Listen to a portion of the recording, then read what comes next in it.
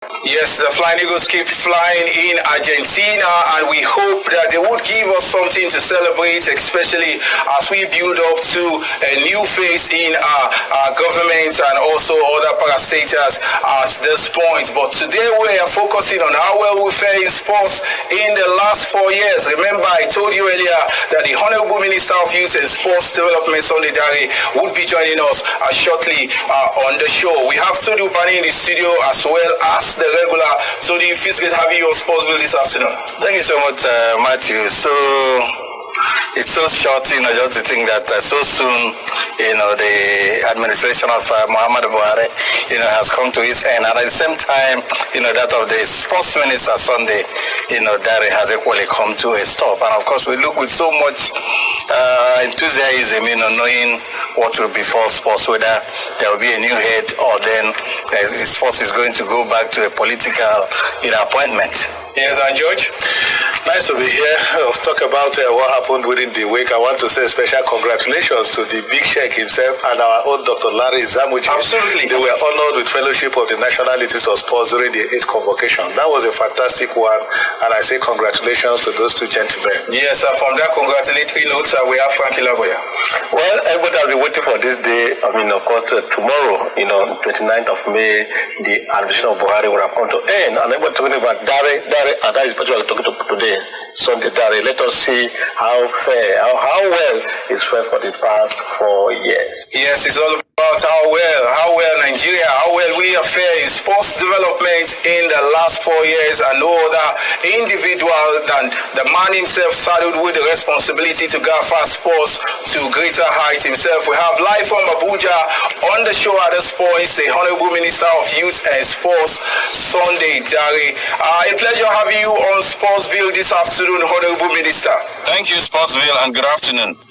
Yes, so much has been said about how we've been able to achieve in the last 4 years under your leadership. At this time, let's look at those very significant times in retrospect. What will you say are the high points of your achievements? Thank you so much. That's a loaded question. But let me start by saying that when we took over, we settled down very quickly and we identified 3 or 4 areas we needed to do some work. Don't forget, this ministry has 2 clear mandates, youth and sports. And we were focused that we will put both youth and sports on equal keel.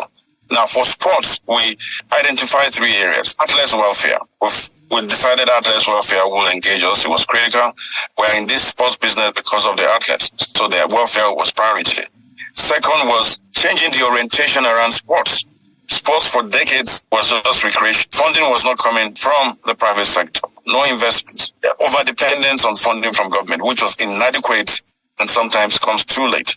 So we said we will change the orientation and get sports reclassified from recreation to business, which we achieved with the sports industry policy November last year. And thirdly, grassroots sports development.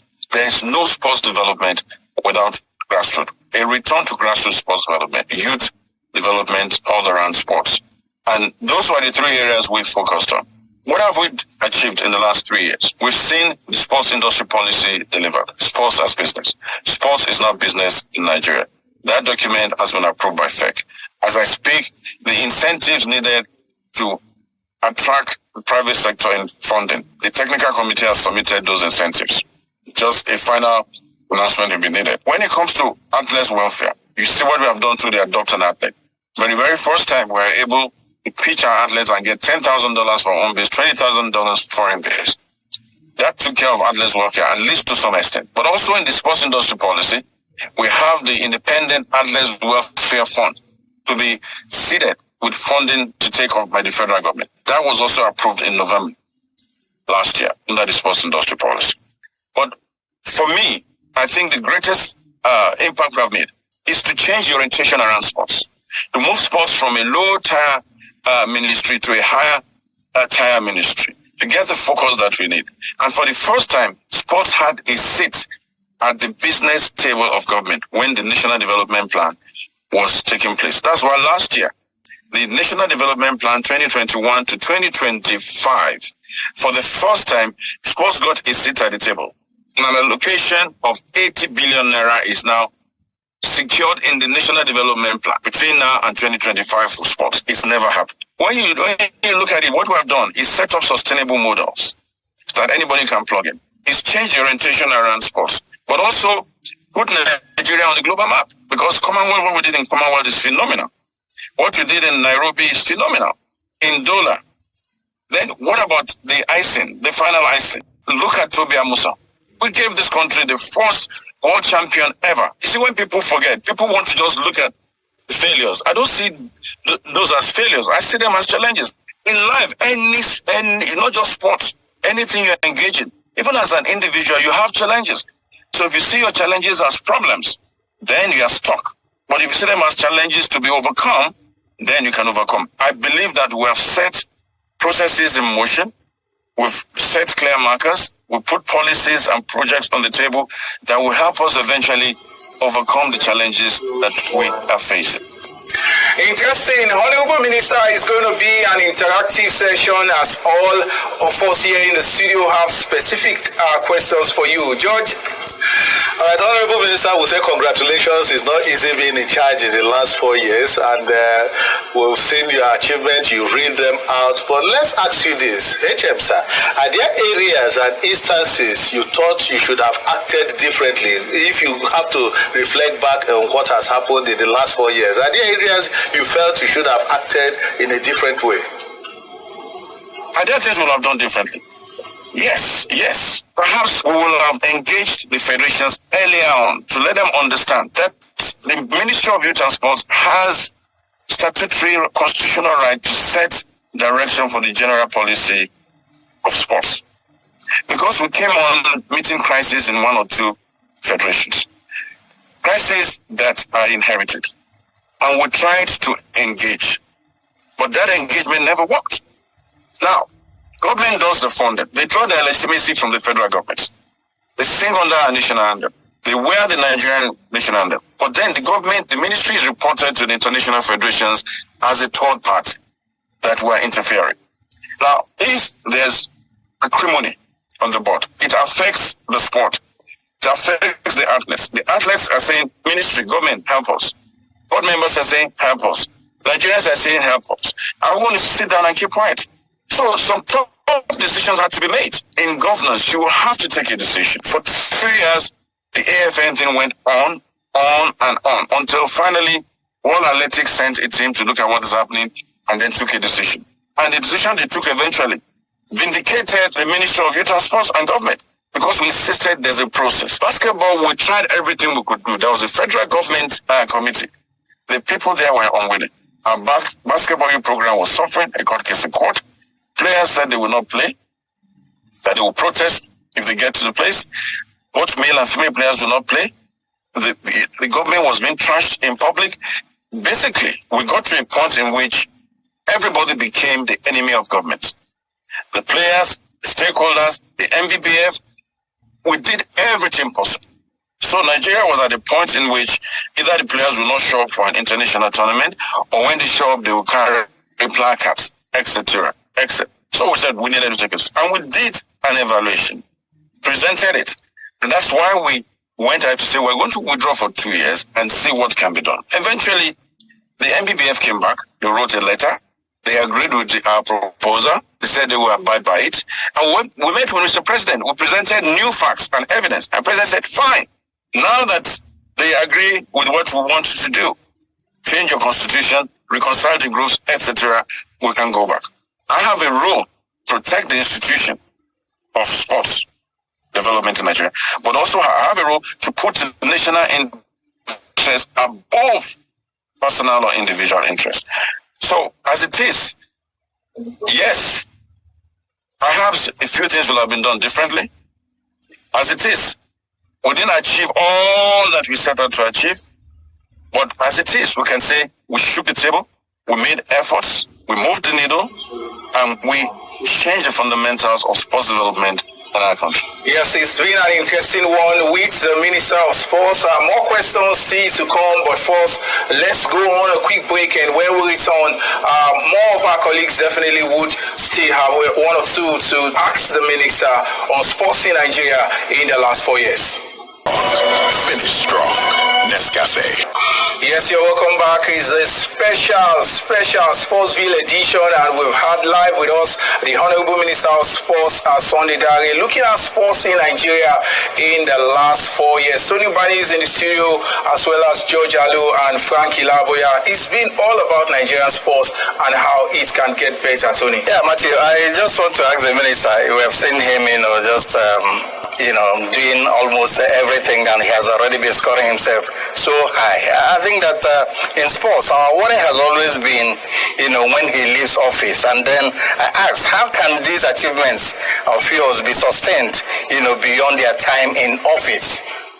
Thank you, SPORTSVILE. I think that's an important question, and that's a question I get very often, because the bane of our sports development and even good governance has been lack of a sustainable model. And when you look at sustainable models, they are backed by either policies or initiatives and plans that are well laid out. And I'll give you 2 examples. We have set up sustainable model.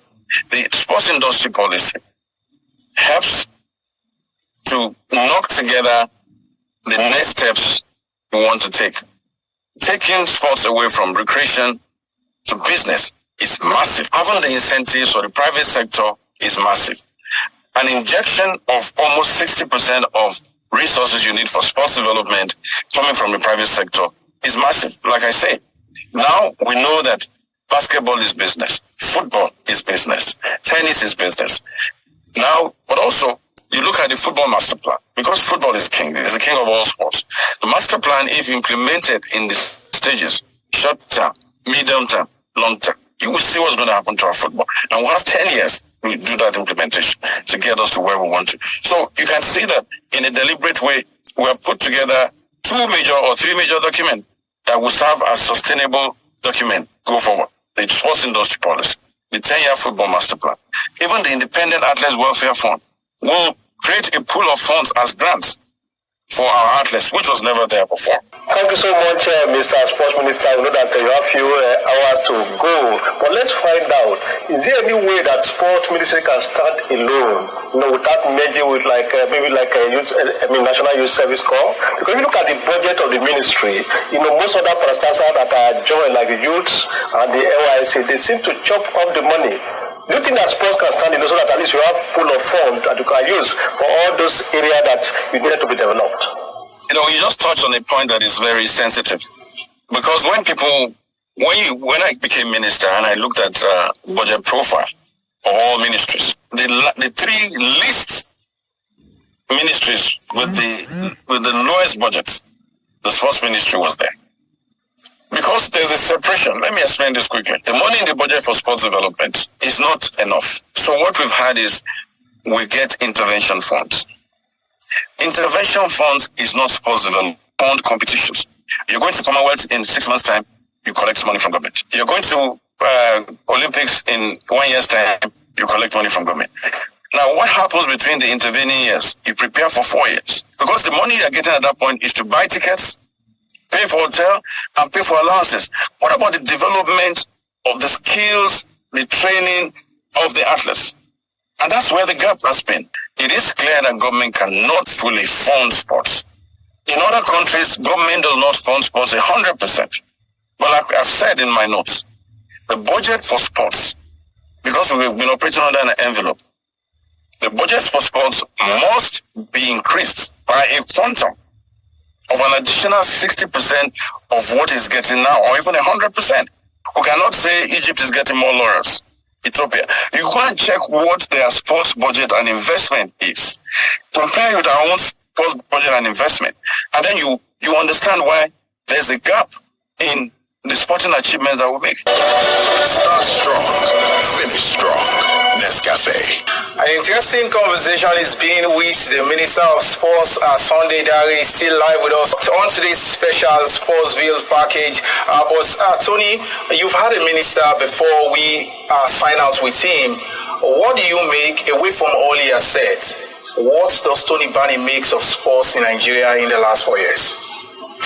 Yeah, I think I'll give you a pass mark, because before he came in, I knew what we went through. And then when he came in, at least FIFA equally confirmed this, that we had gotten somebody who is cerebral. You can see, he just confirmed that, Sunday Dare is sweet talking once it comes out. Of course, he talks with fast. He knows it. He grapples a lot of things on his listening. But then I think that I will give him a full mark because of adopt an athlete, that he brought. And then the welfare, because I think welfare has always been the highest law once it comes to sports. And I think for the time that he was minister, that our athletes never complained, or anybody, just trying to shortchange them once it comes to welfareism. And Frank? Well, I think I want to go with Tony. Whether you like it or not, I think Solidarity has done well. Let's look at it. Like Tony said, you could see the way he's talking now with a lot of facts. I think that Adopt an Athlete initiative to me was just, spot on. A game changer. Yeah, a game changer. And because you can't do sports without welfare. And that is where I think he has also excelled. And like I said now, 3 to 4 years, he has won so many medals. How do you judge somebody? It's not by result. I think Solidarity has done well. And like he also admitted, there are areas that he thought could have done better. Especially the area of basketball, where the country was almost thrown into turmoil. But he also realized that he would have done better in that area. But on the whole, I want to see that somebody that has done well. His response rates to issues to me is wonderful. It's not a minister that will sit down and say, let us see what's going to happen. I remember when the floodlight at the stadium collapsed. In the next second, he was there. That is to show that at least he's on top of the situation. We must give it to him. I must tell you, he has done his best. I hope that whoever is going to come in will also do better, or continue from where he stopped. This most important area is continuity. That has been our problem in this country. I feel that whoever is coming should ensure that where Solidarity has stopped, let us start from there. Honorable Minister, before we sign out with you, some Nigerians would love to know, since your political godfather is the president-elect, Asiwaju Bola Ahmed Tinubu, if you are open to doing this again, being appointed the Minister of Sports under the next administration. Thank you very much. First, my eternal thanks goes to President Buhari, who gave me an opportunity to serve as the sports minister. Because when you look at the abundance of talents and the qualification, but also I'm grateful for the tutelage I enjoyed under Asiwaju. And I tell people that my encounter with Asiwaju has brought positive development for me in terms of leadership. First as a journalist, then as a leader, then working with him as his chief of staff. I learned so many things. I was serving him, but I was like, I got a PhD. Serving Asiwaju, a PhD in politics, a PhD in leadership. And I think that, let me just say this, I am ready to serve in any capacity that will help in nation building, where we can add value to nation building. Wherever I am taken, wherever I am placed, I am ready and willing to serve this country. Thanks for your time with us on this special SPORTSVILE edition, and we hope you continue to give your best to develop a sports or in whatever capacity you find yourself after May 29th. Thank you very much, and have a good afternoon. Remember, you can also be a part of the conversation. Join us via all our social media platforms, SPORTSVILE Official on Facebook, SPORTSVILE NG on Instagram, and SPORTSVILE Nigeria on Twitter. It's been a special SPORTSVILE package looking at Nigerian sports in the last 4 years. We hope to do it again, same time, same platform next week.